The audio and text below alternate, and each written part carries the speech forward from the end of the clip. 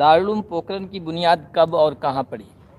हम इसमें मेरे ख्याल से 1337 में सबसे पहले दारुल पोखरण की बुनियाद पड़ी, 1337। और ये पास में गांव है गांवट, यहाँ इसकी बुनियाद पड़ी है। और उसके बाद में कुछ हालात ऐसा है, बीच में बंद भी हुआ, फिर उसकी नशत सानिया भी हुई।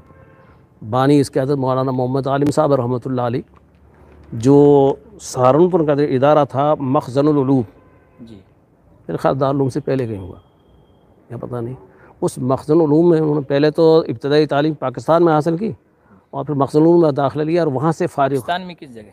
वो मुझे मालूम नहीं सही उसका जी, कि कहाँ की, मुख्तलिफ इदारों से। जी, जी।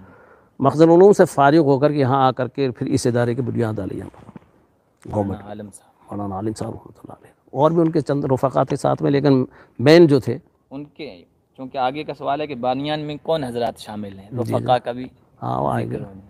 तो वो आए। जी, हाँ उनके साथ हाजी अलहाज मौलाना दोस्त साहब वालिद साहब मिट्ठू खां ठाट के, मियाँ जी अमीरुद्दीन साहब यहाँ ठाट के थे, वो पाकिस्तान चले गए तो मैं सलाह।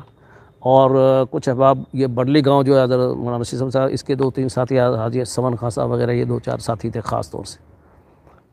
4-5 आदमी थे बस मिल करके, उन्होंने उनके मुआविन थे। दारुल पोखरण से पहले यहाँ कोई इदारा नहीं था, कोई इदारा नहीं थे तो यहाँ जो इल्म के मुतलाशी थे, यहाँ तो क्या था, पूरे कहाँ का रुख किया करते थे? यहाँ तो क्या था, पूरे राजस्थान में ही नहीं था, पूरे मारवाड़ में नहीं था कोई इदारा। ये जितने इदारे आपको नज़र आ रहे हैं ये सब दारुल पोखरण के बाद के। ना कोई जोधपुर में ऐसा इदारा था, ना किसी करीब का ऐसा इदारा था। ये एक दारुल पोखरण इदारा ऐसा था कि जिसमें तलबा आते थे।